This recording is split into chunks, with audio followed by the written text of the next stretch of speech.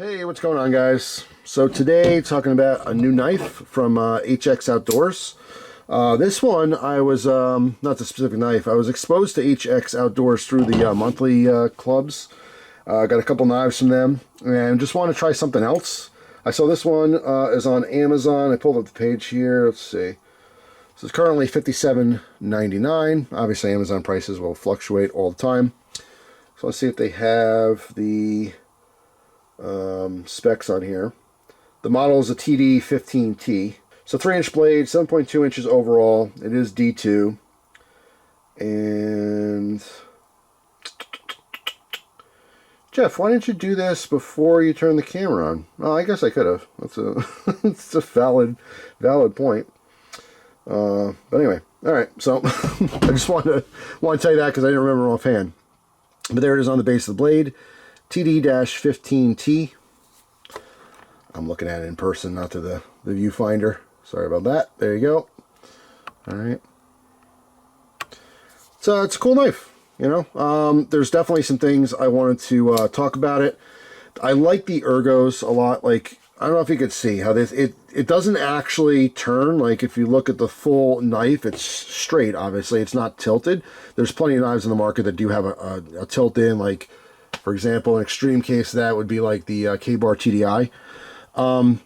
It seems straight, but if you look at the handle itself kind of cocks over, almost like a gun grip.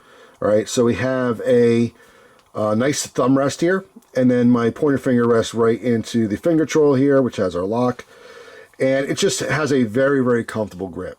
Now, there is a larger choil here, so you could choke up on it if you want a little bit more control there. When I've used this, I've almost always held it like this. Even though it's way more comfortable down here, I tend to just naturally, when I open knives, I will choke up on them. It's just right there. You know what I'm saying? It just doesn't, I feel like I have to scoot the knife forward in order to get this just really amazing grip. But that's where I end up using it. It's still a good grip. It's just not as comfortable as back here. It's just one of those things. Sometimes, I mean, I'll come up on the blade like this occasionally as well.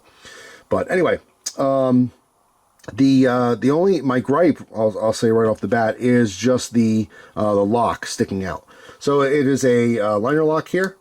All right, there is a flipper tab as well as a opening slot, so you can open it slow or you can flip it out. The flipper tab works totally fine. You know, it's kind of tucked under there too, so it's not going to get, it's not really protruding. I know some knives are, the flipper tabs are sticking way out there, but this one feels totally fine. No issues with it at all.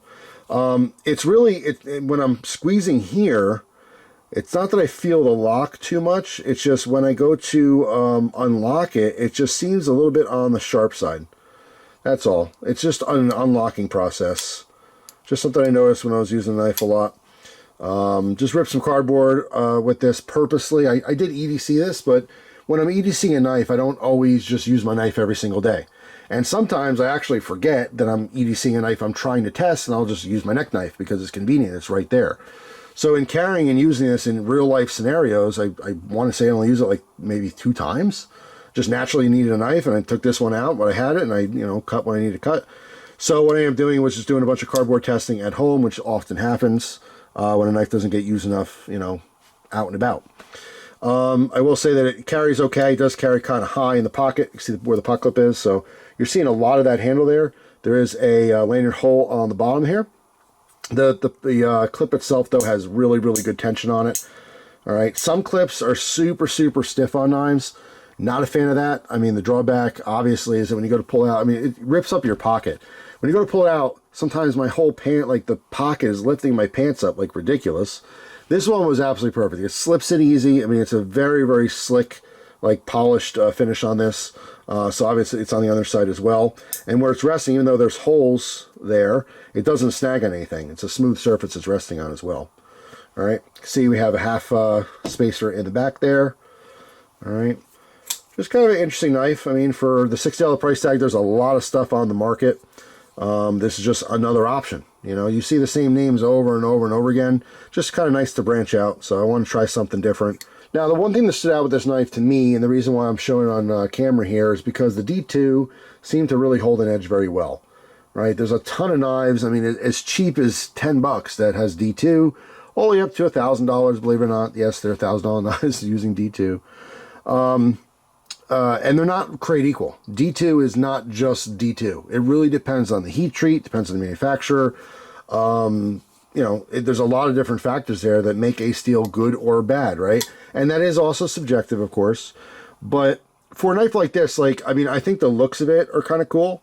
The comfort is really, really nice. But there, I mean, this is one of, I mean, just millions. There's millions of knives for $60. So why would you pick this one?